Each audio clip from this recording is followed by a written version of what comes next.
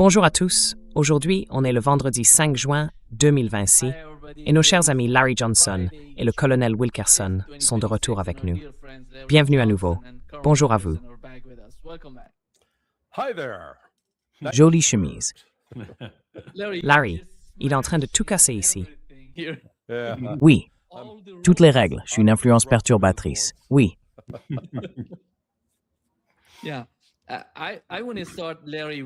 Oui, je voudrais commencer avec toi, Larry, parce que pour la troisième fois, il semble qu'on ait rapporté que 2 destroyers américains ont tenté d'entrer dans le golfe Persique sans l'autorisation de l'Iran.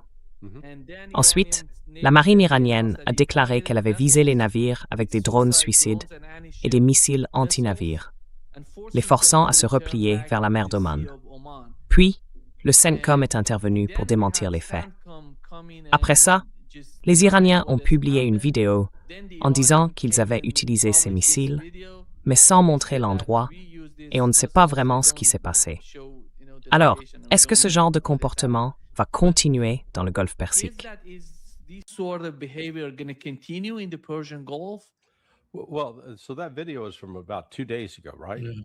Alors, cette vidéo date d'il y a environ 2 jours. Non? Oui. Donc non, je pense qu'on voit bien qu'il s'est passé quelque chose d'assez étrange depuis la semaine dernière, ou depuis hier, il y a une semaine. Et je ne dis pas du tout que Pepe Escobar et moi en sommes à l'origine, pas du tout. Mais jeudi dernier, Pepe et moi avons reçu des informations et on nous a précisé la source. Cette source, c'est un haut responsable pakistanais, quelqu'un en position de connaître ce genre d'informations.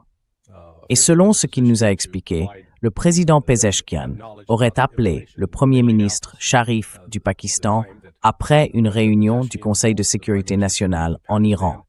En gros, il lui aurait dit « Vous dites aux États-Unis qu'on ne veut plus de discussion, plus rien. On met fin aux pourparlers sur les questions nucléaires. »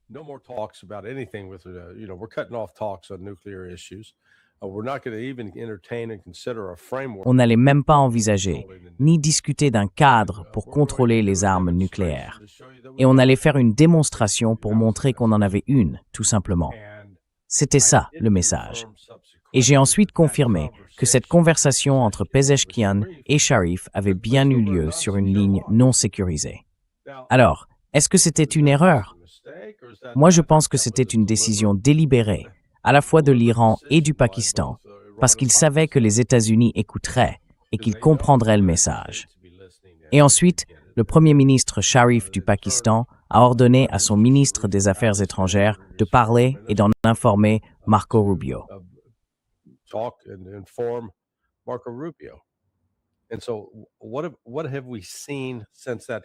Alors, qu'est-ce qu'on a vu depuis cette conversation, qui aurait eu lieu, soi-disant? Eh bien, à part Robert Barnes, un ancien avocat de Trump, qui a des sources à la Maison-Blanche, il a confirmé que le message que Pezeshkian disait avoir transmis à Sharif au Pakistan avait bien été remis à Marco Rubio. Donc les États-Unis ont bien reçu ce message. Mais ça pose quand même la question, est-ce qu'ils sont vraiment sérieux? Parce qu'on a vu samedi, dimanche, lundi, mardi et encore mercredi que les provocations américaines continuaient dans le golfe Persique. Je pense que la plus importante, c'était mardi dernier, quand l'attaque a eu lieu. Les États-Unis ont frappé un hélicoptère équipé d'un missile Hellfire, ils ont touché un pétrolier en mouvement, puis ils ont visé un site de communication sur l'île de Keshm.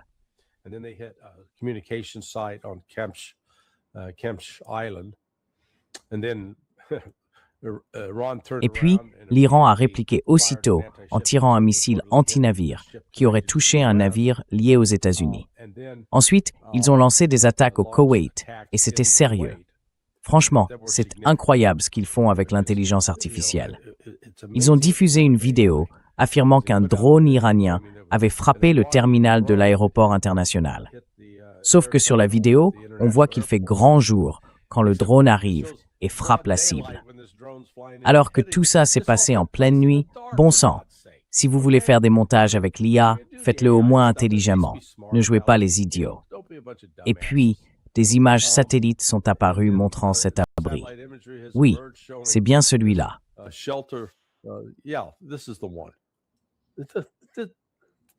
Later spin through race D.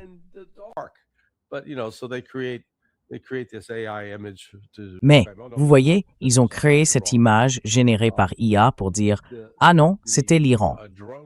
L'abri à drones sur la base aérienne utilisée par les États-Unis a été complètement détruit. Et pour reprendre une expression bien connue, il ne restait plus qu'un trou dans le sol une fois qu'ils en ont eu fini. Et depuis, plus rien.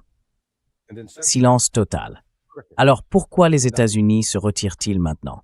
Je pense, enfin non, ce n'est pas ce que je pense. D'après ce que la source a dit, les Pakistanais estiment que l'Iran est sérieux à ce sujet, et ils l'ont fait savoir aux États-Unis. Apparemment, Donald Trump et certaines personnes de son entourage y croient aussi. Et les Pakistanais pensent qu'ils vont réussir à organiser une rencontre à Islamabad entre Trump et Pezeshkian. Si ça se concrétise, ce serait vraiment remarquable. Mais attention, ce n'est pas le Pakistan qui fait tout ça de son propre chef.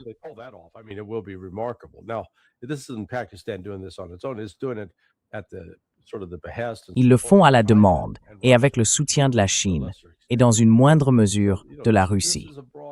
Donc vous voyez, c'est un effort global pour essayer de... Enfin, pourquoi la Chine s'en soucierait? La Chine veut rouvrir le détroit d'Ormuz et relancer le commerce, parce que cette situation nuit aussi à son économie. Pas autant qu'au reste du monde, mais je pense que la Chine comprend que si le reste du monde tombe en récession, eh bien tout à coup, plus personne n'achète ses produits. Donc oui, la Chine a tout intérêt à ce que la situation se stabilise. On vit une période inhabituelle, mais ce qu'on observe, c'est un changement clair dans la façon dont Donald Trump parle de l'Iran, et même dans la manière dont il mène des opérations militaires, y compris de petites provocations. Ils ont d'ailleurs réduit ces actions au cours des dernières 24 heures. Alors voilà, j'ai exposé les faits. À vous de tirer vos propres conclusions. Moi, je ne vais pas vous dire quoi penser.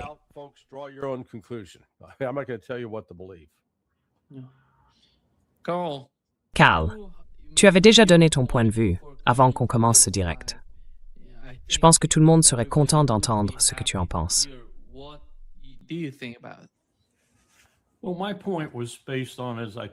Eh bien, mon point de départ, comme je te l'ai dit avant qu'on commence l'émission, c'est que j'ai écouté Alastair Crooke très attentivement. J'ai même revu certains passages clés de son interview. J'ai beaucoup de respect pour Alastair et je pense que sa connaissance de la région s'étend sur plusieurs décennies, avec une vraie compréhension à la fois du chiisme et du sunnisme. Mais je crois qu'il a laissé de côté un facteur très important, et c'est justement ce dont Larry vient de parler. Ce facteur, c'est que l'Iran ne cherche pas forcément à dissuader les États-Unis. Si jamais il faisait un essai ou annonçait qu'il possède une arme, à mon avis, il n'aurait même pas besoin de faire un essai. La cible, c'est Israël. Et Israël, comme l'a dit le vice-ministre ou le ministre des Affaires étrangères d'Oman, je crois que c'était lui, c'est le vrai problème dans la région.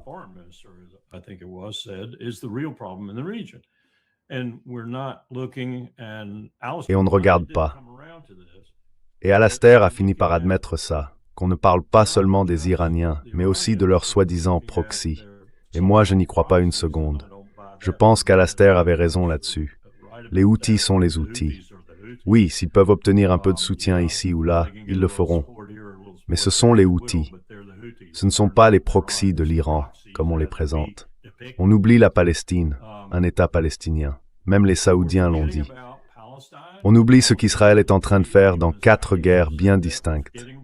5 ou 6, si on compte les autres, comme la Syrie.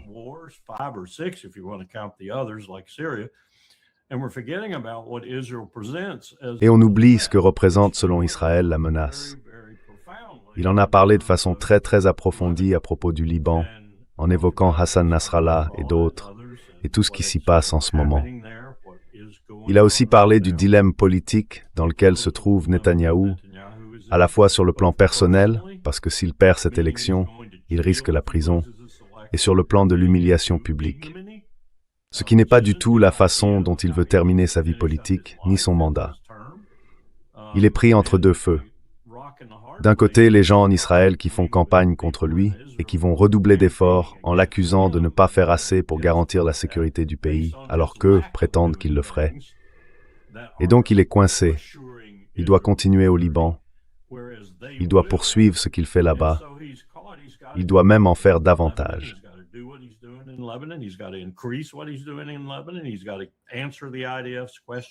Il doit répondre aux questions de Tsahal sur ce qu'on fait ici et leur montrer que oui, allez-y, faites ce qu'il faut pour vaincre cet ennemi, si vous le pouvez.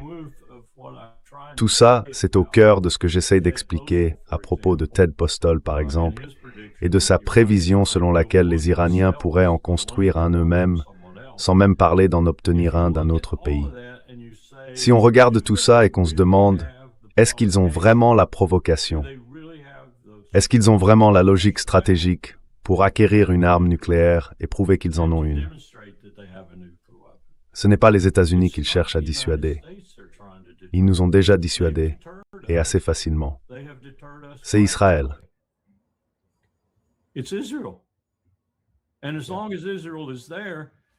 Et tant qu'Israël sera là, je pense que tout comme c'était le cas avec Kim Jong-il, Kim Jong-un et tous les Kims à propos de la Corée du Sud, leur vrai problème, ce n'était pas la Corée du Sud. Leur vrai problème, c'était les États-Unis. Je veux dire, ils pensaient vraiment, et les services de renseignement le confirment, qu'ils pouvaient vaincre la Corée du Sud. Je ne suis pas sûr que ce soit vrai, mais eux, ils le croyaient. En revanche, les États-Unis, non. Avec la puissance américaine présente sur la péninsule, ils savaient qu'ils ne pouvaient pas gagner. C'est pour ça qu'ils agissaient ainsi. Et l'idée que la Chine et la Russie n'étaient pas d'accord avec ça, bien sûr que non. La Chine et la Russie se sont battus bec et ongles pendant les pourparlers à Sise et ailleurs pour empêcher la Corée du Nord d'obtenir l'arme nucléaire. Ils ne voulaient pas qu'elle en ait une.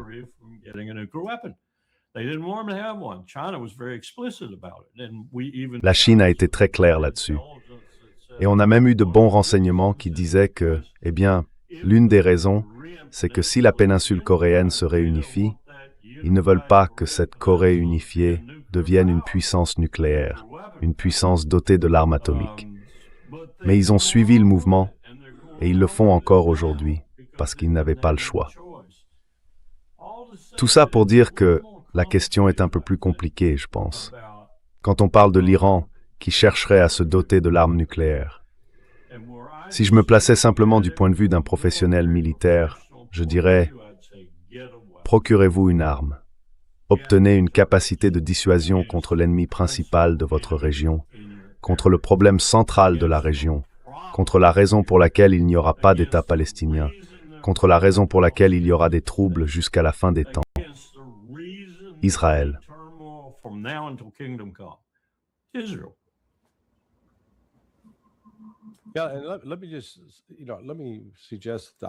Oui, et laissez-moi simplement, vous savez, suggérer quelque chose. Je peux imaginer comment Mojtaba Khamenei pourrait résoudre ce dilemme, aller à l'encontre de ce qui semblerait être un rejet de la fatwa de son père. Comme on en a déjà parlé dans nos précédentes conversations, au cœur de tout ça, du point de vue chiite, l'un des problèmes avec l'arme nucléaire, c'est qu'elle peut tuer massivement des civils. Et tuer des civils, c'est haram, c'est un péché. Mais si on dit, écoutez, on en est maintenant à un point existentiel où notre capacité à protéger et à défendre le peuple iranien, pour commencer, est menacée.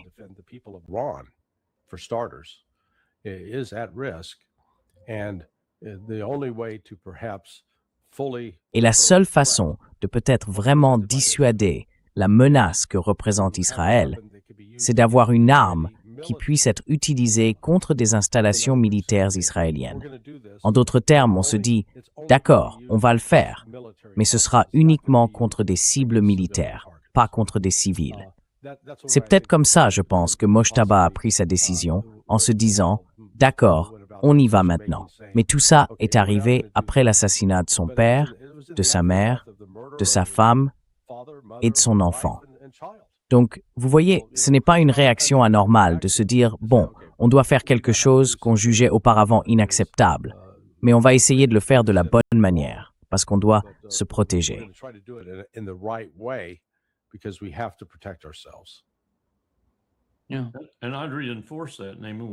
Oui, et je voudrais appuyer ça, Nima, avec une remarque toute simple. Kim Jong-un n'a tiré sur personne avec ses armes nucléaires. Oui, c'est une force de dissuasion, et il le sait très bien. Maintenant, je reconnais qu'Israël est un acteur instable dans tout ça. On ne sait jamais vraiment ce qu'ils vont faire. C'est pas tout à fait comme la Corée du Sud et les États-Unis avec la Corée du Sud. Mais ça reste quand même une dissuasion. Je comprends aussi le point qu'Alistair soulevait sur le fait que la contre-prolifération peut devenir une incitation à la prolifération. Je le comprends bien, parce qu'on en a beaucoup parlé au département d'État, et dans une certaine mesure, il a raison. C'est effectivement une incitation. Et ce que Kim a fait, c'est aussi une incitation pour d'autres États s'ils ont les moyens politiques et financiers de le faire. Ce qu'on a constaté, c'est que la principale objection de plusieurs pays qu'on considérait comme de possibles candidats à l'arme nucléaire, c'était l'argent.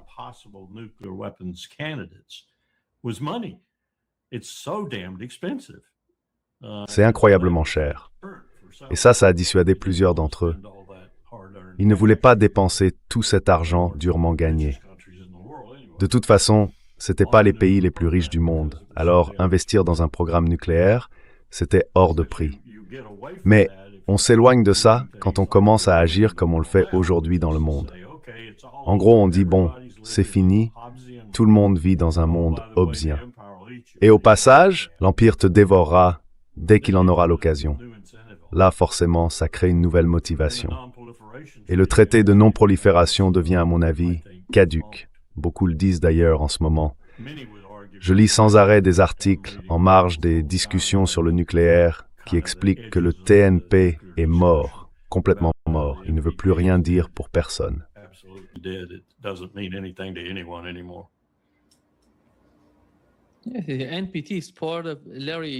Le TNP fait partie, Larry, de tout ce processus où l'on envoie des experts en Iran pour examiner les installations nucléaires et tout vérifier. C'était un processus énorme, sans aucun problème de sécurité pour l'Iran pendant très longtemps. Ils reconnaîtront les scientifiques. C'est nous qui avons fait en sorte que ça se passe comme ça. Je veux dire, on a placé nos agents dans l'équipe, on a fait en sorte que le directeur soit de notre côté, et quand il ne l'était plus, on a tout fait pour le faire remplacer et en mettre un autre à sa place. Franchement, c'est évident que l'AIEA agissait la plupart du temps au nom de l'Empire. Je ne dis pas tout le temps ni que tout le monde était corrompu, mais certains, les plus importants, l'étaient. Et on s'en est assuré pour que les décisions aillent toujours dans notre sens.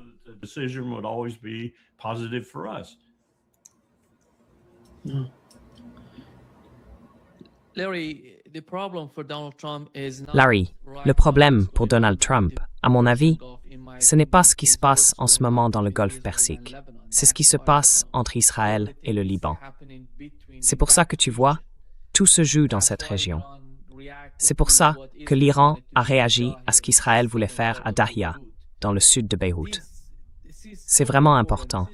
C'est la première fois qu'on voit l'Iran dire clairement à Israël: si vous attaquez le Liban, on fera la même chose dans le nord d'Israël. À mon sens, c'est énorme du point de vue iranien. Et maintenant, comment ça va évoluer? Comment ça va entrer dans le calcul, dans l'équation de Washington?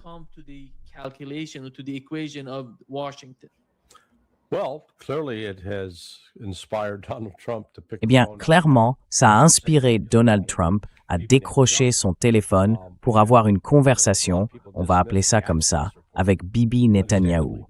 Et vous savez, beaucoup de gens ont écarté le rapport d'Axios, qu'on peut comprendre, parce que son auteur a la réputation d'être un relais de propagande. Mais si c'était vraiment de la propagande, Trump ne l'a pas laissé tomber. Il a continué à dire « Oui, j'ai eu une discussion difficile avec Bibi. » Donc en gros, il l'a reconnu. Et tu as raison, Nima.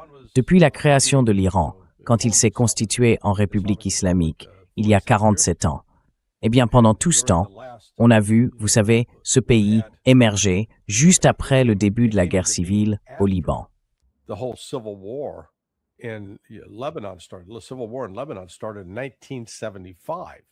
La guerre civile au Liban a commencé en 1975. Et pendant ces 47 années, jusqu'à aujourd'hui, jamais l'Iran n'avait pris la parole directement pour dire « Très bien, si vous n'arrêtez pas d'attaquer, c'est nous qui allons vous attaquer. Et ça, je pense que c'est un vrai tournant. Parce que ça montre qu'aujourd'hui, l'Iran se sent à l'aise, sûr de lui, capable de mettre sa menace à exécution. Et même si Israël a pu hésiter à y croire, au final, ils ont quand même écouté Trump. Qu'il l'ait fait de bon gré ou non, je ne saurais le dire. Mais ce qu'on sait, c'est que les menaces qui circulaient, surtout celles de ces fous, de ces monstres, Ben Gvir et Smotrich, parlaient carrément de raser, d'aplatir Daya, tout un quartier de Beyrouth.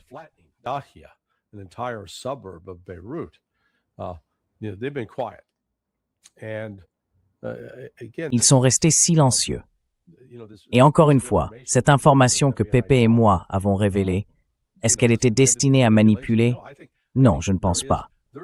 Je crois qu'il se passe beaucoup de choses en coulisses, des choses inhabituelles. Et du coup, on commence à voir, enfin, il y a au moins eu un arrêt des bombardements sur Beyrouth. Pour l'instant, ça s'est arrêté, touchons du bois. Mais cet accord que Washington a annoncé l'autre jour, franchement, c'est juste un autre exemple d'un geste stupide. Vous savez, ce genre de choses s'est déjà produit au cours des 51 dernières années, que cette guerre civile au Liban dure.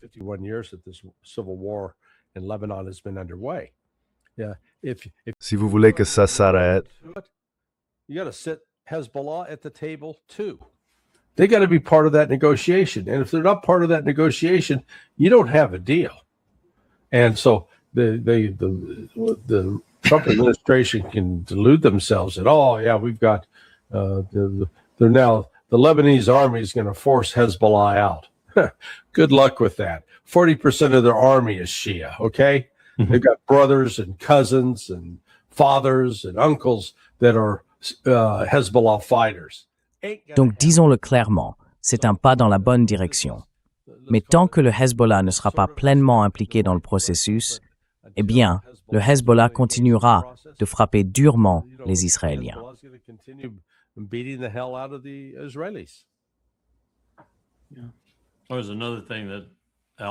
Il y a une autre chose dont Alistair a parlé, et avec laquelle je suis entièrement d'accord. Hassan Nasrallah était très respecté en Iran. Et si on veut parler d'influence, son influence sur l'Iran était sans doute plus forte que celle de l'Iran sur lui. Et qu'est-ce qu'Israël a fait de lui? Probablement le politicien le plus avisé de Beyrouth, ils l'ont tué.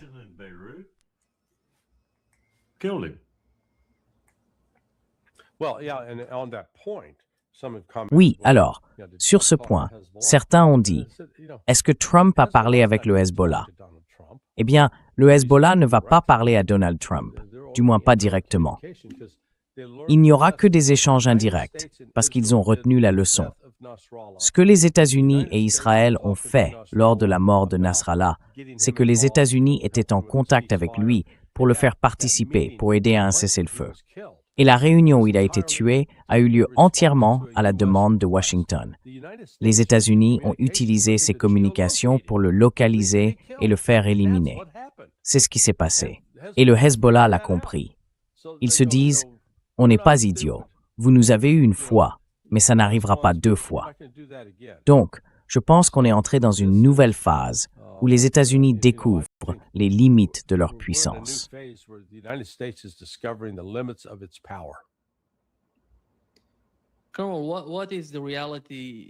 Colonel, quelle est la réalité ici, entre Israël et le Liban?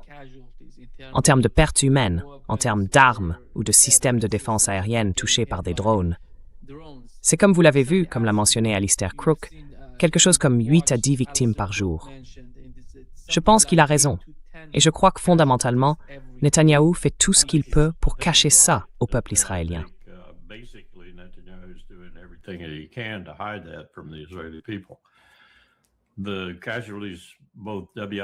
Les pertes, qu'il s'agisse des blessés ou des morts, sont assez élevées. En fait, je pense qu'elles sont probablement aussi importantes que dans n'importe quel autre conflit parmi ceux qu'Israël mène en ce moment. Et rien n'indique que ça va s'arrêter, parce que s'ils continuent à avancer vers le nord, s'ils franchissent la prochaine rivière, par exemple, ou s'ils reprennent les attaques sur Beyrouth, ce que je pense inévitable, alors les pertes ne feront qu'augmenter. C'est donc aussi une pression sur Netanyahou venant des forces sur le terrain parce qu'elles veulent faire certaines choses pour limiter ça, pour réduire un peu les pertes. Mais lui, il ne va pas les laisser faire à leur manière parce qu'il essaye de ménager la chèvre et le chou, convaincre Trump qu'il ne fait pas ce qu'il fait tout en continuant à le faire. C'est une position vraiment difficile pour lui. Et je pense que politiquement, comme vous le savez, en Israël, ses opposants disent qu'il n'en fait pas assez et même qu'il se plie à la volonté du président américain. Oui, Et il ne le ferait pas, même s'ils étaient élus. Vous voyez, c'est bien l'insinuation en tout cas. En ce moment, il est vraiment coincé entre le marteau et l'enclume. Quoi qu'il fasse, il sera critiqué. Alors il choisira sans doute l'option qui lui coûtera le moins cher, sur le plan personnel comme politique. Et à mon avis, ça veut dire qu'il va s'en prendre à fond au Hezbollah.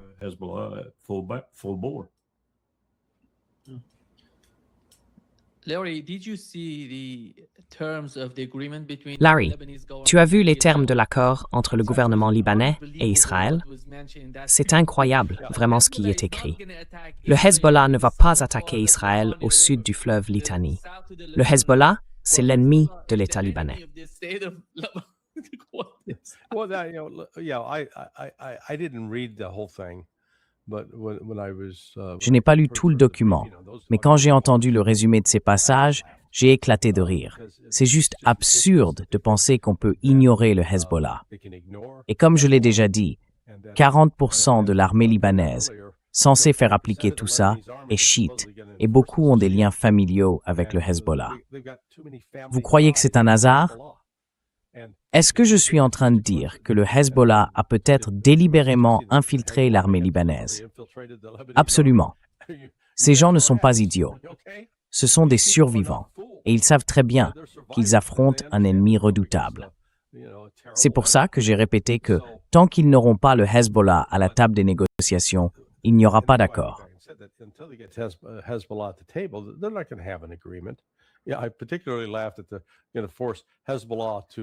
J'ai surtout ri quand j'ai entendu qu'on voulait forcer le Hezbollah à abandonner le territoire au sud du fleuve Litani et à remonter vers le nord. Oui, bien sûr, ça va arriver. En fait, ça rejoint ce que disait le colonel Wilkerson. Israël est à bout de souffle. Pour donner une idée, imaginez qu'on prenne toute la population de New York et qu'on la mette dans le New Jersey. Pour les Américains, ça parle tout de suite. Si vous vivez au Brésil, vous voyez peut-être moins ce que je veux dire. Mais c'est à peu près la taille d'Israël.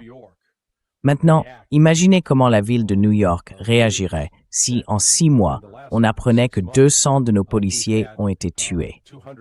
Mon Dieu, ce serait considéré comme un chiffre incroyable.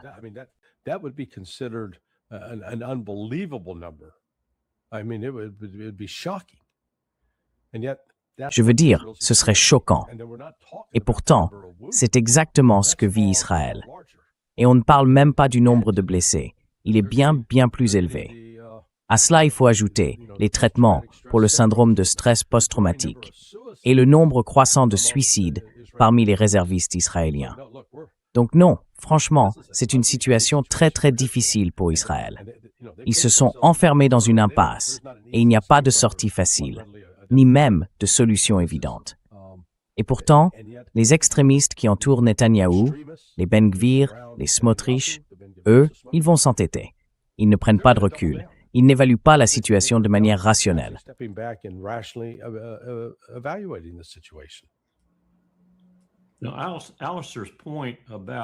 Alors, le point qu'Alistair soulève sur la nature même de cette armée, en gros des gens mobilisés, des réservistes, et sur la stratégie qu'on suit en ce moment, c'est que tout ça est complètement contre-productif. Parce qu'en réalité, on a affaire à ce qu'on pourrait appeler une armée de citoyens, tout simplement. Et en face, on leur demande d'agir comme une immense armée professionnelle, prête à se battre jusqu'à la mort contre 4 ou 5 pays en même temps. Oui. C'est complètement fou. Le problème, dans le cas de l'accord entre le Liban et Israël, c'est que, comme vous le dites, si le Hezbollah ne va pas attaquer Israël au sud du fleuve Litanie, alors on légitime en quelque sorte l'occupation du territoire libanais, puisqu'on ne riposte pas. Et dans cet accord, il n'y avait aucune mention d'un retrait total d'Israël du Liban. Rien de tout cela n'était précisé. C'est pour cette raison que plus tard, le Hezbollah a fini par rejeter complètement l'accord.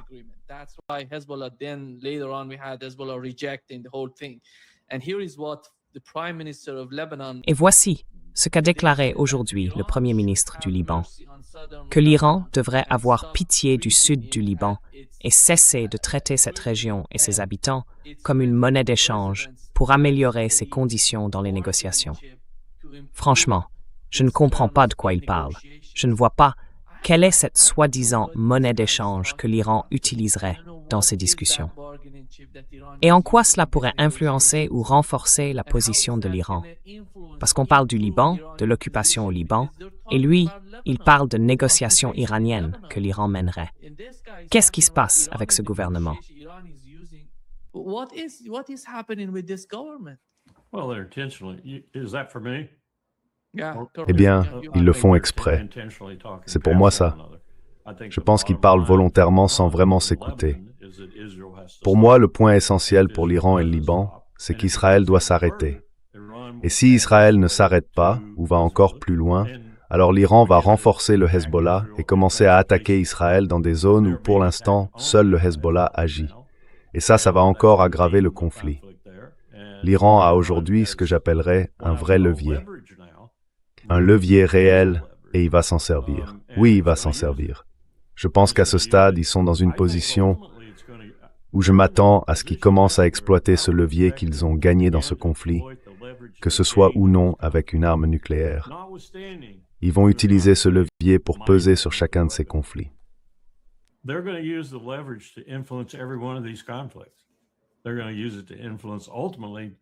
Ils vont s'en servir pour influencer, au bout du compte, la seule question qui compte, et c'est la Palestine. Pas d'État, et les tueries qui continuent. Netanyahou, je regardais les chiffres hier, il continue de tuer des gens. Je veux dire, il tue à un rythme franchement inquiétant, ou en tout cas, ça devrait l'être. Pour la Fondation humanitaire de Gaza, pour Tony Blair, et pour tous ces dingues censés faire quelque chose là-bas. Il continue de les tuer, et il déplace les lignes pour pouvoir les tuer plus vite. Il les tue à ciel ouvert. Il ne descend pas dans les tunnels pour aller chercher le Hamas, comme Lapid, Naftali Bennett et d'autres voudraient le faire. Mais le conflit continue, et ça reste, je pense, une partie des objectifs ultimes de l'Iran.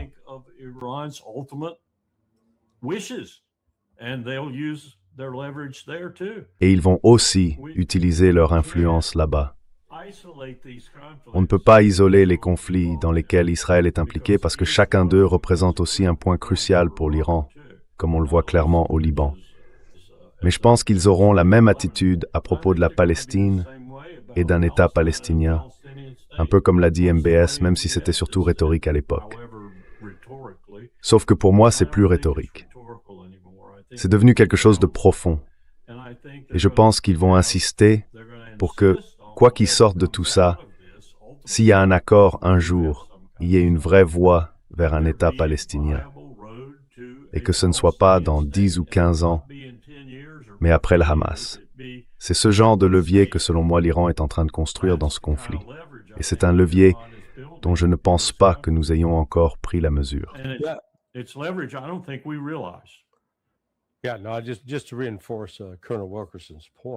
Oui, non. Juste pour renforcer ce que disait le colonel Wilkerson. Dans les récents efforts pour relancer les accords d'Abraham, les Saoudiens comme les Qataris ont été très clairs. Ils ont dit « On ne fera aucun accord d'Abraham tant que les Palestiniens n'auront pas leur propre État. » Voilà. Donc, on ne peut pas utiliser les accords d'Abraham comme prétexte pour priver les Palestiniens de leurs droits.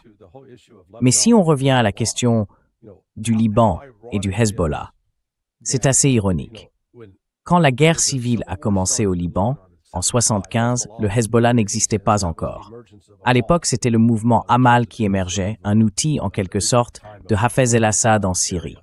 Et ce n'est qu'en 82, quand les Israéliens envahissent le Liban et avancent jusqu'à Beyrouth, que le Hezbollah apparaît et devient une véritable organisation. Et là encore, à ce moment-là, il y avait une alliance naturelle entre le Hezbollah et l'Iran, tout simplement parce qu'ils étaient chiites. Between Hezbollah and Iran from the standpoint that they were Shia. But it was not, that wasn't part of some, a big. Mais c'était pas une espèce de grand complot, un truc bidon monté par les Iraniens pour, vous savez, renverser les chrétiens au Liban. Mais voilà où on en est, bon sang, 47 ans plus tard, ou 44, peu importe. Et le Hezbollah est devenu la force dominante. J'ai dû expliquer ça à quelqu'un hier. Je me dis toujours qu'on oublie le fait que oui, en 82, le Hezbollah, c'était, disons, une organisation militante spécialisée dans le combat. Mais aujourd'hui, c'est, comment dire, une entité gouvernante. Ils fournissent des services sociaux. Ils assurent des soins de santé. Ils vont plus loin que ça. Si vous avez vu certains de ces films de gangsters, vous voyez le genre. Le type qui contrôlait Harlem et qui, à Thanksgiving ou à Noël, arrivait avec son camion pour distribuer des dindes à tout le monde. Thanksgiving and Christmas, he'd show up with a truck, pass out turkeys to everybody. Yeah, this is a step beyond that. Oui, là, on est un cran au-dessus. Le Hezbollah ne se contente pas de distribuer de la nourriture aux gens. Ils offrent en réalité toute une gamme de services publics, en plus d'être une organisation militaire de premier plan. Ce ne sont pas des amateurs. Ils ont un vrai savoir-faire militaire.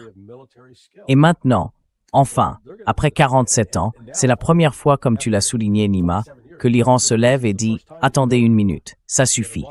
Si vous les attaquez, c'est nous que vous attaquez. » Ça change complètement la donne. On passe à une toute autre dimension. Ce n'est plus seulement la question de savoir si l'Iran a l'arme nucléaire ou pas. On entre dans un nouveau terrain, celui de la recomposition du pouvoir et de la structure politique du Moyen-Orient.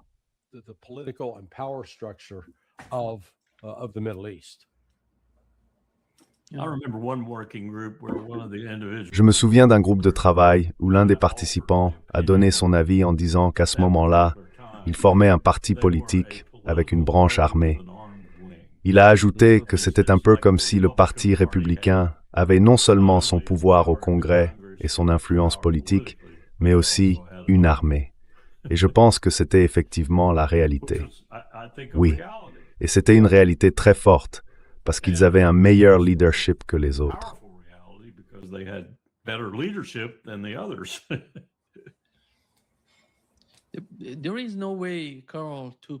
Karl, il n'y a tout simplement aucun moyen de mettre le Hezbollah et ce nouveau gouvernement libanais ensemble. L'influence des États-Unis est énorme, et celle des Européens aussi. Je ne sais pas trop. Franchement, je ne vois pas comment on pourrait réunir ces deux parties de la société libanaise. Ce serait une guerre civile à l'intérieur même du pays, et ça profiterait à Israël.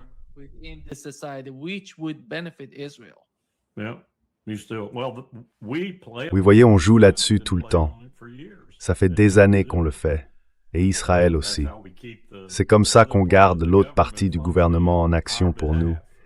Même au point que dans la réunion dont je parlais à l'instant, on discutait justement de l'IMET, le Programme international de formation et d'instruction militaire. On parlait de faire plus avec le Liban et on le faisait avec l'armée libanaise, parce qu'on voulait les former pour qu'ils soient aussi bons. En réalité, le but, c'était de les rendre aussi efficaces que l'autre groupe armé. Et donc, on préparait le terrain pour une guerre civile au Liban. On savait très bien ce qu'on faisait, mais on pensait qu'on allait gagner. Et bien sûr, Israël était en plein dedans.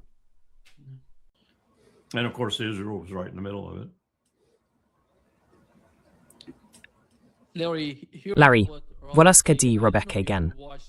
Je ne sais pas si tu as vu son interview récente, hier ou avant-hier. Je refuse de me torturer comme ça. Ce serait un peu comme regarder Bolton se faire condamner. Oh non, moi j'ai bien aimé ça. J'avais sorti le popcorn pour l'occasion. En fait, ça semble avoir été un vrai procès sur le fond des questions. Pas comme pour moi, où certaines des autres accusations montaient de toutes pièces. Yeah. trumped up charges. D'accord. Alors, qu'est-ce qu'a dit notre ami Kagan? Yeah. Oui, voilà ce qu'il a dit. Je crois que ce que vous venez de dire sur la situation actuelle, c'est qu'en réalité, l'Iran va contrôler le détroit. L'uranium enrichi, j'imagine, ne sera pas retiré. Ils auront la main sur ce qu'Israël peut faire dans le sud du Liban. Et il n'y a pas eu de changement de régime, sauf pour un régime plus jeune, plus radical. Ça paraît totalement inacceptable. Est-ce qu'il existe une alternative? Est-ce qu'on peut faire quelque chose?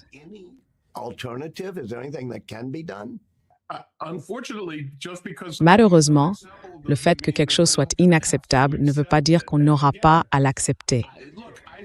Et encore une fois, j'imagine qu'il y a un type de guerre que les États-Unis pourraient mener. Une guerre qui durerait plusieurs mois au minimum. Elle impliquerait de prendre le risque de perdre des navires. Vous savez, dans le détroit, quand on escorte des convois dans une zone contestée, on perd des navires. Et en plus de ça, je ne pense pas que le détroit redeviendra sûr tant que ce régime restera au pouvoir.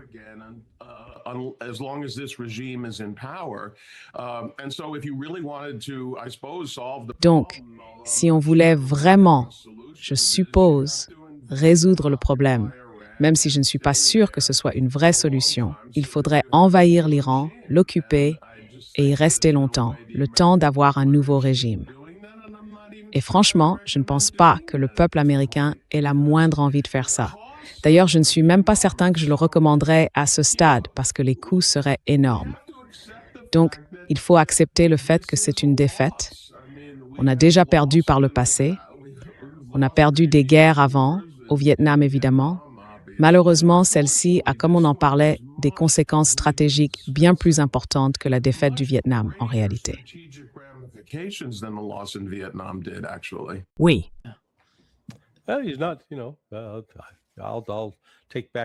Il n'est pas... Enfin, je retire ce que j'ai pu dire sur le fait qu'il soit idiot.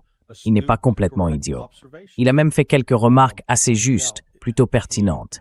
Mais il a oublié de prendre en compte une autre option. Le détroit serait sûr. Il suffirait de négocier un accord avec l'Iran et de leur foutre la paix. Arrêtez de vouloir détruire la République islamique. On fait semblant que tout ça, c'est à cause d'un régime religieux fanatique qui pend des homosexuels et brûle des vierges, toutes ces absurdités. Non. En réalité, c'est juste que les États-Unis sont fondamentalement en colère contre les Iraniens qui se sont soulevés et ont renversé un régime installé par la CIA. Voilà, c'est tout. Exactement.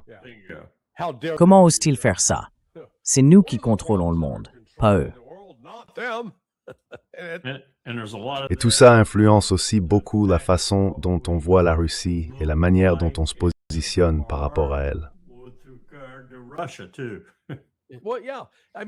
Eh bien, oui. Je veux dire, si on prétend que tout ça, c'est à cause de l'extrémisme religieux, vraiment? Alors pourquoi diable on vend encore des trucs à l'Arabie Saoudite, hein? Et pourquoi Pete Hegseth organise-t-il des réunions de prière au Pentagone? Where's the theocracy? Oui, oui. Où est la théocratie? Notre hypocrisie empeste. Et rarement on prend le temps de descendre un peu et d'admettre pourquoi on essaie de faire quelque chose et ce qu'on cherche vraiment à accomplir. Je veux dire, j'ai envoyé un long message hier soir à John Kiriakou parce que quand il a commencé à la CIA, il s'occupait de l'Irak et du profil psychologique de Saddam. Et tu sais, je me souviens que dans les années 90, j'avais adhéré à cette espèce de théologie du Saddam est un démon que les États-Unis prêchaient à l'époque. Mais maintenant, avec un peu d'expérience, un peu de recul et une meilleure compréhension de l'histoire, on voit bien qu'on avait une relation avec Saddam, au moins à partir de 1980, si ce n'est avant.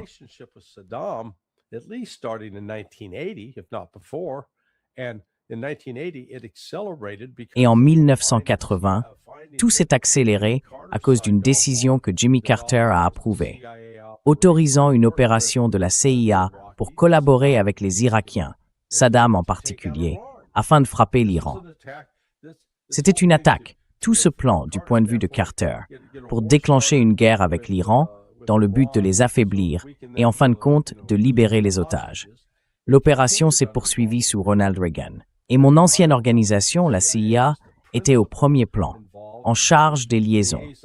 Obtenir le soutien des pays arabes du Golfe pour financer les opérations de Saddam, fournir des produits chimiques précurseurs pour les armes chimiques, des agents biologiques pour les armes biologiques et des renseignements pour qu'Irak sache où frapper, où se trouvaient les faiblesses iraniennes et où les forces étaient concentrées.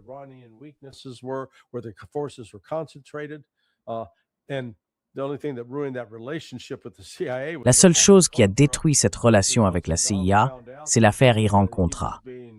Parce qu'une fois que Saddam a découvert qu'il était, vous savez, trahi par la CIA, qui vendait des armes à l'Iran, il les a expulsés.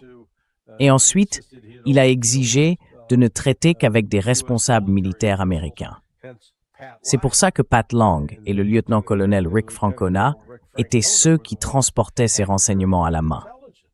Mais vous pensez vraiment que, pendant la période de 1981 à 1988-89, Saddam n'était pas en contact ou n'avait pas de conversation régulière avec les diplomates américains à Bagdad?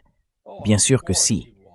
Et puis tout d'un coup, après qu'il nous dit que le Koweït vole du pétrole et qu'il nous demande « Vous avez un problème avec ça ?»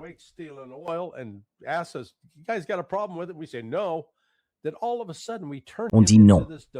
Et puis tout à coup, on le transforme en une espèce de réincarnation démoniaque d'Adolf Hitler. Franchement, les États-Unis refont sans arrêt la même chose, encore et encore. On l'a fait avec Manuel Noriega, on l'a fait avec Muammar Kadhafi, on l'a fait avec Saddam Hussein, on essaie de le faire avec l'Iran, on le fait avec la Russie. Et à un moment donné, les États-Unis doivent se regarder dans le miroir et se dire « Tu sais quoi ? Le problème, il n'est pas dehors. Le problème, il est ici. C'est nous, le problème. On doit se corriger nous-mêmes avant de prétendre qu'on est là pour corriger le monde. »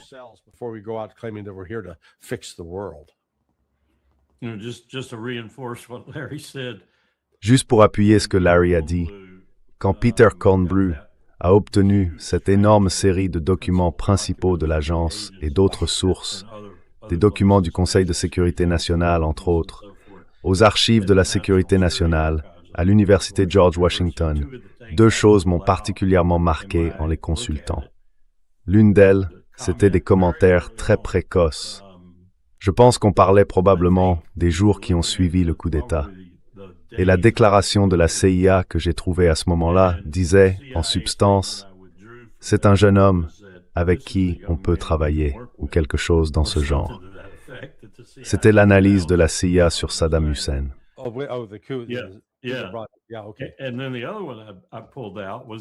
Et puis, l'autre document que j'ai ressorti, c'était le rapport de la CIA sur la Sierra Maestra, à l'époque où ils étaient avec Fidel. Ils recommandaient de ne pas prendre de mesures hostiles contre ce qu'il faisait, parce que, selon eux, il allait renverser un régime vraiment corrompu et qu'on pourrait sans doute travailler avec lui par la suite. Et bien sûr, il est effectivement venu aux États-Unis. Il a rencontré des responsables. Il a parlé du fait qu'il n'était pas opposé aux intérêts américains, si on peut dire. Je crois que c'était sous Nixon. Et regardez ce qui s'est passé ensuite. On en a fait une sorte d'anathème, un communiste jusqu'au bout. Et il a pris cette voie-là parce qu'on ne lui a laissé aucune autre option. C'est un schéma qui se répète souvent dans l'histoire américaine, surtout depuis la Seconde Guerre mondiale.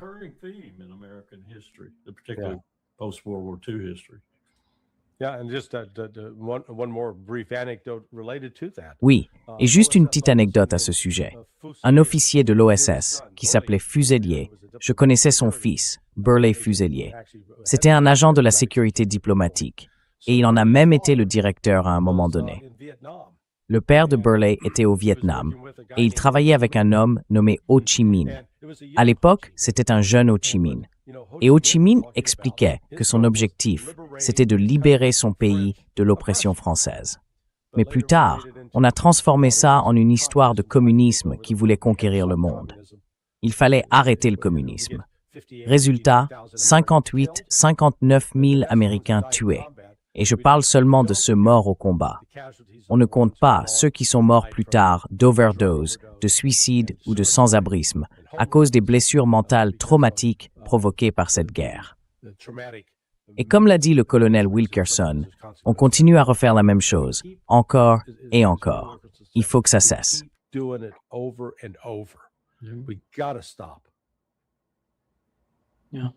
Oui. Oui, Larry, colonel, je vous parle. Et je dois dire que je suis un peu perdu. Eh bien, je dois changer de nom. Oui, je dois vraiment changer de nom. Tu peux m'appeler Brown ou quelque chose comme ça. Carole, qu'est-ce que tu penses de ce nouvel article 224 qui veut, d'une certaine façon, fusionner les deux armées, l'américaine et l'israélienne? Et voici ce que le député Ro Khanna a dit à propos de cet article.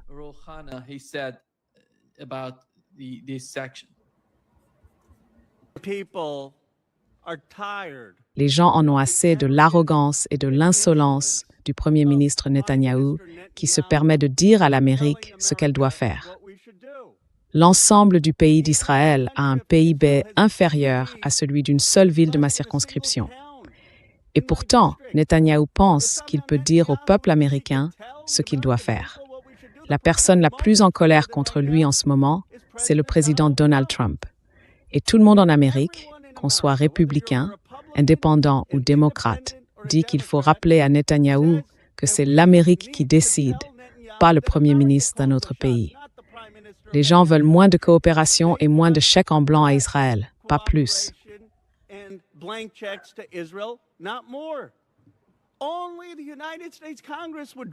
Il n'y a vraiment que le Congrès des États-Unis pour imaginer en ce moment de se dire « faisons encore plus pour Israël, pas moins ». Et c'est exactement ce que fait la section 224. C'est assez simple. Est-ce qu'on doit en faire plus pour Israël que ce qu'on fait déjà ou en faire moins? Si vous pensez qu'il faut en faire plus pour Israël, alors vous êtes contre mon amendement. Si vous pensez qu'il faut en faire moins pour Israël, à un moment où il dit avec arrogance à Donald Trump ce qu'il doit faire, alors vous êtes pour mon amendement. Et qu'on soit bien clair, M. Netanyahou a lui-même écrit à un membre du Congrès pour faire ajouter cette section 224 dans le projet de loi.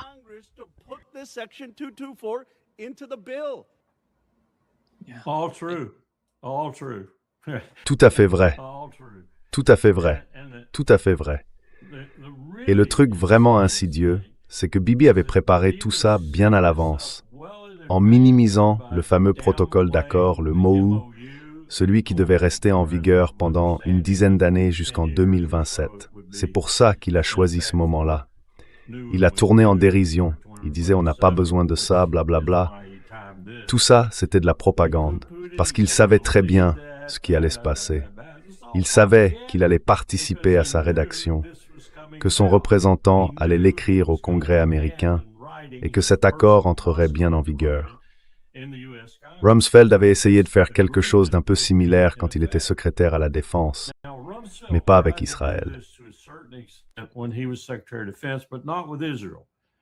What he tried to do, and this is a big point for me. Ce qu'il a essayé de faire, et c'est un point très important pour moi, c'est d'obtenir le pouvoir de dépenser dans un programme comme l'IMET, par exemple, la formation et l'éducation militaire internationale.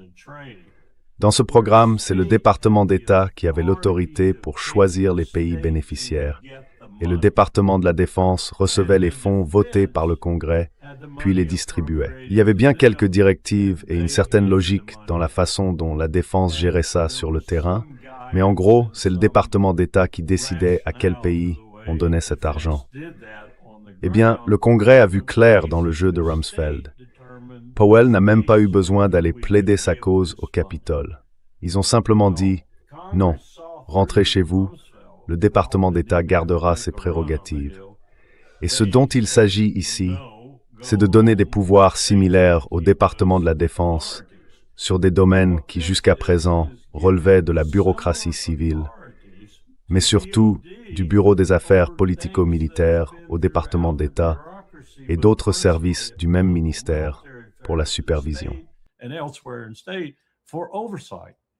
And even though Blinken and Sullivan and Et même si Blinken, Sullivan et surtout Biden, s'ils n'étaient pas atteints de démence, abusent gravement de leur pouvoir en ignorant complètement le contrôle, en ignorant même la loi, Blinken devrait aller en prison pour ce qu'il a dit et fait. C'est d'ailleurs pour ça que Josh Paul a quitté le bureau des affaires politico-militaires au département d'État. Et Josh mène en ce moment une grande action avec son alternative au PAC de l'AIPAC pour essayer de combattre cette disposition. Il n'y aura aucun contrôle à part celui du département de la Défense. Ah, et devinez qui d'autre va superviser tout ça? Lockheed Martin, RTX, Grumman, Boeing et toute une bande d'autres profiteurs. Ils vont s'entendre entre eux. Et vous pensez que Lockheed Martin, par exemple, avec son système d'entretien propriétaire, n'est pas déjà un problème pour l'armée?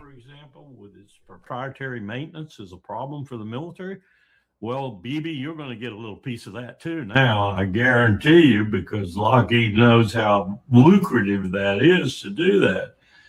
So it might not even be that good for the security situation in either country. It damn sure won't be good for the relationship between Washington and Jerusalem and vice versa. But Bibi will love it because he thinks, and I think there's some credibility for him thinking this way because our Congress is so lax in what they do in terms of oversight. They let anybody write their legislation for them these days, including Bibi. But he thinks he's going to get away with murder inside this apparatus. I don't think that's going to be the case. I think what's going to really take it over eventually are the contractors. And that's just writ large with problems. And the DOD is going to oversee it the way state was overseeing it or trying to oversee it. I'm sorry, I don't see that happening. I really don't. Je suis désolé, mais je vois pas ça arriver. Vraiment pas. Il n'y a aucune raison pour que le département de la Défense ait un vrai contrôle là-dessus, parce que c'est une manne pour eux. Et cette manne, c'est ce qui les fait vivre aujourd'hui. 1,5 milliard de dollars, c'est la dernière en date. Le plus gros budget de défense depuis la Seconde Guerre mondiale. Et regardez ce qu'on en fait. On ne sait même pas ce qu'on en fait, Nima. On ne sait même pas ce qu'on lui fait subir. Ils sont incapables de réussir un audit. C'est inacceptable ce qu'on fait avec ce budget de sécurité nationale. En réalité, si on prend tout en compte, ça tourne autour de 2,3 milliards de dollars, en comptant tous les postes, la sécurité intérieure, les anciens combattants. On a sorti les anciens combattants du département de la Défense pour en faire une administration à part. Pourquoi on a fait ça? Vous savez quel est leur budget maintenant? Il approche les 350 milliards de dollars pour les anciens combattants. Voilà ce qui arrive quand on mène toutes ces guerres.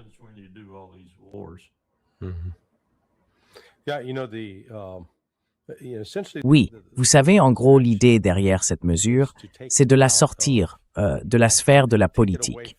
Autrement dit, aujourd'hui, l'aide militaire à Israël, comme à n'importe quel autre pays, relève de ce qu'on appelle le système de financement militaire étranger. Et ça passe, en grande partie, par le département d'État. Et pourquoi par le département d'État? Parce que l'aide militaire est considérée comme une extension de la puissance américaine. Il faut donc prendre des décisions. Est-ce qu'on veut aider ce pays ou est-ce qu'on ne veut pas l'aider? En principe, ça doit s'inscrire dans une approche plus large, pas seulement une stratégie militaire, mais aussi une stratégie politique qui s'articule avec la politique étrangère.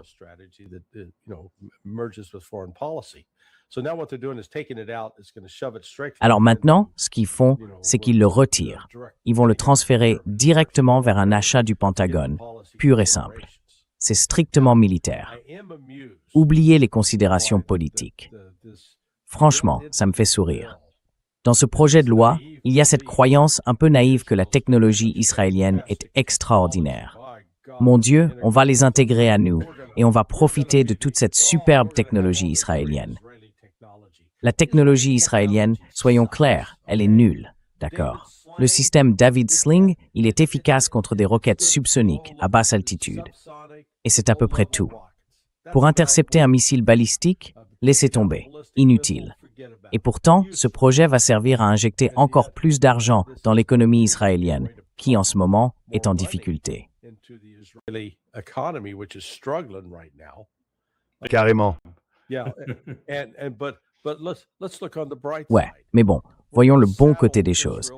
On va refiler à Israël plein de nos armes hors de prix, qui sont aussi nulles. Tu vois, c'était 4 millions de dollars le missile PAC-3. Ouais, et il faut en tirer 2 pour abattre un drone à 50 000 dollars. Ah, super malin ça. Alors écoute, tout notre système est cassé aux États-Unis, que ce soit en politique étrangère, en politique de défense, si tant est qu'on en ait une, ou dans la manière dont on achète les armes, sans aucune vraie stratégie de sécurité nationale derrière. En gros, c'est bon. Quelle entreprise a besoin d'un gros coup de pouce? Il faut reconnaître un truc à Lockheed Martin, franchement. Ils ont réussi à s'installer tout en haut de la pyramide, encore plus que les autres. Raytheon, General Dynamics et compagnie. Lockheed Martin s'est mis pile au centre du jeu pour ramasser l'argent.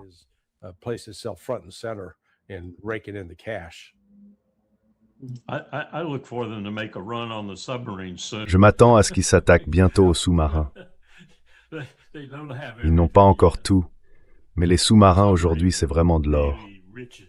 Quand on regarde les dépassements de coûts en ce moment, si le Congrès appliquait la loi qu'il a lui-même votée, les programmes de sous-marins d'attaque et de sous-marins nucléaires lanceurs d'engins seraient annulés parce qu'ils sont bien trop en retard et bien trop chers. La loi dit qu'ils devraient être annulés.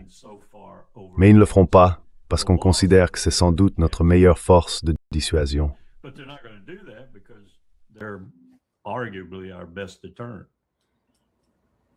Yeah. Oui, colonel Adam Smith, le membre démocrate le plus haut placé au sein de la Commission des forces armées de la Chambre, appelle maintenant à une disposition de type Section 224 pour l'Ukraine. De quoi s'agit-il exactement? And what is that? On n'a même pas eu le temps d'en parler. Je suis sûr que Larry était prêt à tirer quelques balles là-dessus aussi. Mais là, ça devient, je ne dirais pas comique parce que ce n'est pas comique. C'est tragique. Et c'est tragique des deux côtés, du côté de Poutine comme du nôtre. Donald Trump, lui, avait la possibilité d'intervenir. Et comme il l'a dit, souvenez-vous, de façon très théâtrale, en 24 heures, je réglerai ça. Eh bien, ça fait bien plus de 24 heures et il ne l'a pas réglé. Et d'après ce que je vois, il s'en est complètement détaché. Et la situation devient mauvaise, de pire en pire, chaque jour.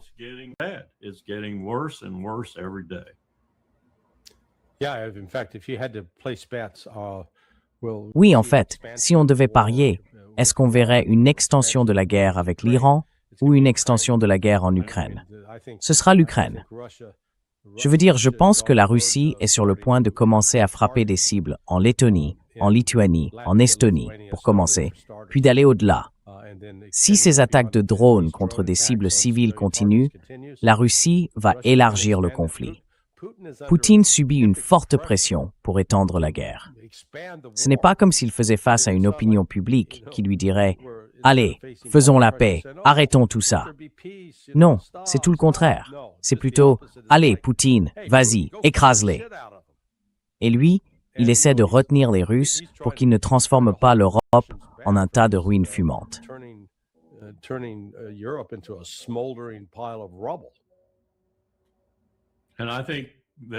Et je pense que si jamais il attaquait l'un des petits pays, ou même un pays plus grand, des installations dans ce pays dont il sait avec certitude qu'elles attaquent la Russie ou qu'elles aident à attaquer la Russie, je ne suis pas sûr que Donald Trump, si l'article 5 était invoqué, ferait quoi que ce soit.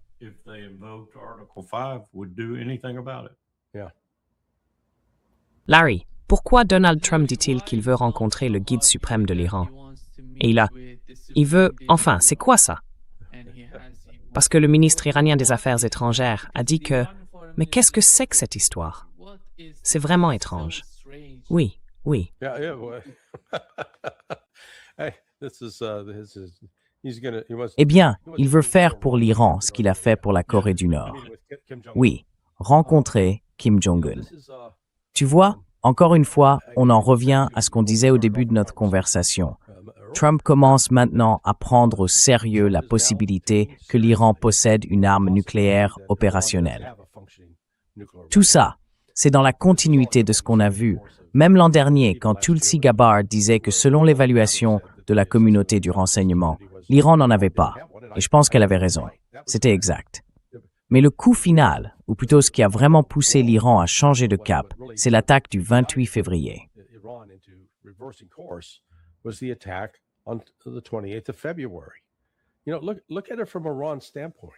Regardez la situation du point de vue de l'Iran.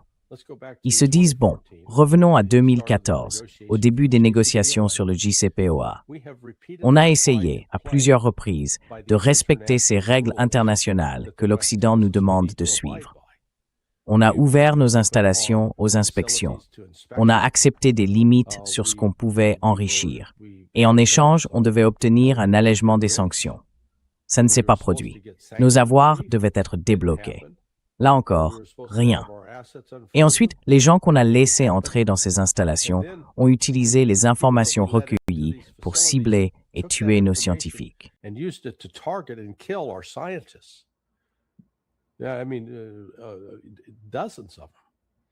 Je veux dire, des dizaines d'entre eux. Et en plus de ça, ils nous endorment avec ces discussions en prétendant que ce sont des négociations, qu'on négocie de bonne foi. On va à Genève, on rencontre le gendre du président et son associé proche, et on leur dit qu'on est prêt à conclure un accord. Et après tout ça, ils nous attaquent, ils tuent nos principaux dirigeants, ils tuent nos enfants. Il n'y a plus aucune base rationnelle pour discuter ou négocier maintenant. La seule chose qu'ils vont comprendre, c'est si on a un dispositif nucléaire.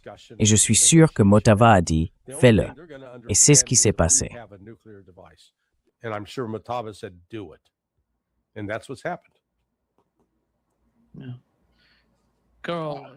It would be interesting. Ce serait vraiment passionnant, à Téhéran ou dans un lieu neutre, Genève, peu importe, de voir Donald Trump s'asseoir face à son homologue iranien. Franchement, ce serait fascinant. En dehors de tout ce que Larry vient de dire, que je pourrais dire moi aussi, ce serait fascinant. J'adorerais voir ça, rien que pour le côté dramatique, surtout s'il laissait entrer les caméras et qu'il filmait toute la rencontre pour le peuple américain, pour le peuple iranien et pour le monde entier. Je rajouterais juste une chose à ça. Il faudrait aussi prévoir une autre salle avec une caméra installée où on verrait, disons, Lindsey Graham assis à côté de Bibi Netanyahou, juste pour pouvoir regarder leur tête exploser. Oui, oui, oui. Just let me show a photo of because Laissez-moi juste vous montrer une photo. this school in Minab, Parce que ce qui s'est passé dans cette école à Minab, où ces enfants ont été tués, a eu un impact énorme. Aujourd'hui, quand on va en Iran, on sent que toute la société vit dans cette angoisse, cette peur liée à la mort de ces enfants. Et l'une des photos qui sont sorties aujourd'hui, c'est celle-ci. Cet homme, c'est le père du petit garçon qui a été tué à Minab. 3 mois après la mort de son fils, il dort encore à côté de sa tombe. Il y va sans arrêt, il y passe ses nuits, il ne rentre plus chez lui. Et voilà l'impact sur le plan émotionnel de ce qui s'est passé.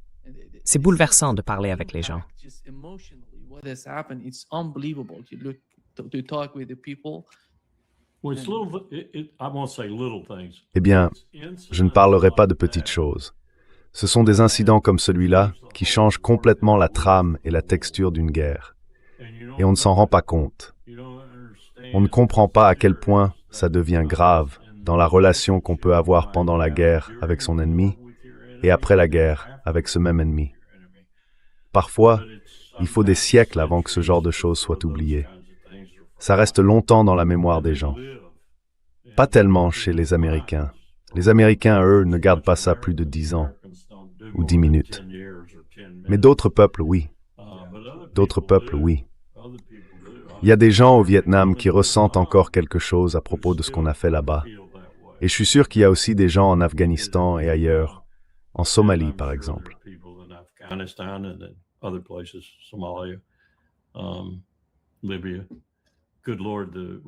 La Libye.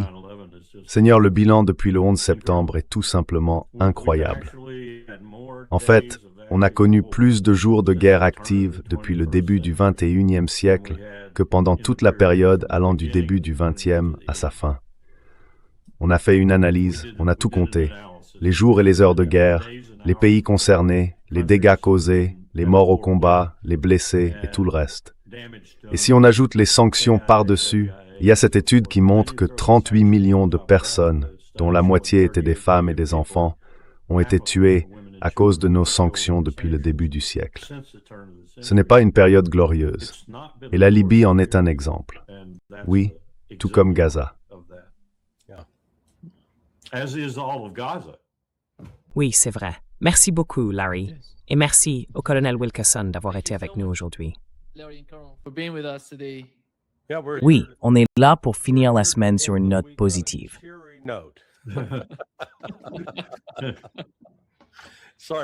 Désolé pour ça. Tu vas à la plage, hein, Nima? Il n'y a pas de plage. Pas de plage? Non. Vous avez un lac ou dans le coin? Guys, you have Oui, il faut aller à São Paulo ou à Rio de Janeiro ou quelque chose comme ça. Oui, mais ici, on n'a pas ça. here, we don't have it. Vous n'avez pas un grand lac ou quelque chose comme ça dans le coin? Un endroit où vous pouvez nager ou faire du camping? We have Non, on a des cascades. Beaucoup de cascades. Magnifiques. Des grandes, des vraiment énormes. big, Les grosses. Beaucoup trop grosses. big. Oui, faut pas aller par-dessus la cascade. Restez en dessous, ça va, mais pas au-dessus. Oui, exactement. Moi, je fais jamais ça. Bon, conseil de sécurité. Oui, très bien. On se voit lundi. Merci. À bientôt. D'accord, au revoir. Au revoir. Bye bye. Bye-bye.